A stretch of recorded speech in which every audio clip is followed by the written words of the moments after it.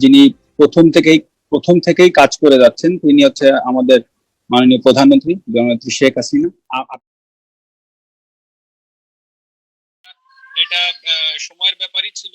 যদি এটা আরো নেক্সট 1 বছর কন্টিনিউ করে, আমার কাছে মনে হয় তখন কিন্তু আমাদেরকে কোনো না কোনো সিদ্ধান্ত নিতে হতো, মাননীয় প্রধানমন্ত্রী একটা সিদ্ধান্ত নিতেন।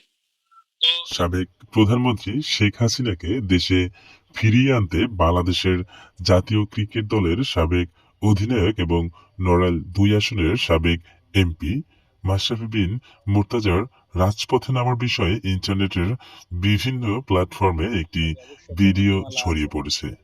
রিউমার স্ক্যানার টিম এ সংক্রান্ত ভিডিওটি পর্যালোচনা করে এবং তাদের অনুসন্ধানে কিছু চমকপ্রদ তথ্য বেরিয়ে আসে। রিউমার স্ক্যানের টিমের গভীর অনুসন্ধানে জানা যায় এই ভিডিওটি আসলে মাশরাফির বর্তমান কোনো আন্দোলন বা রাজপথে নামার ঘটনা নয়।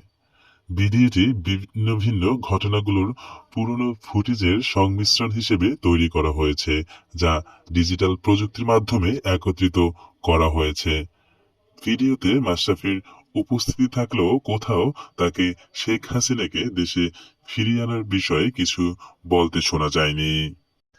এই ভিডিওটি সাম্প্রতিক সময়ের নয়, বরং পুরনো ফুটেজের একত্রিত রূপ। ফলে মাশরাফি বর্তমানে কোনো রাজনৈতিক আন্দোলনে অংশ নিচ্ছেন এমন তথ্য সঠিক নয়।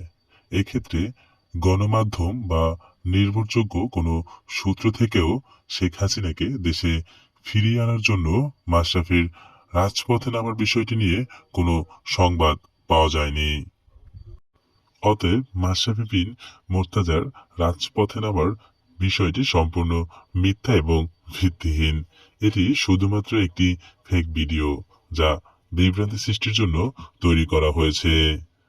গণ অভ্যুত্থানের মুখে গত 5 আগস্ট মাননীয় প্রধানমন্ত্রীর পদ থেকে পদত্যাগ করে দেশ ছেড়ে ভারতে চলে গেছেন শেখ হাসিনা। তাকে দেশে ফিরিয়ে আনতে বাংলাদেশ জাতীয় ক্রিকেট দলের সাবেক অধিনায়ক ও নড়াইল 2 আসনের সাবেক এমপি মাশরাফি বিন মুর্তজার রাজপথে নামার দৃশ্য দাবিতে ইন্টারনেটের বিভিন্ন প্ল্যাটফর্মে একটি ভিডিও প্রচার করা হচ্ছে।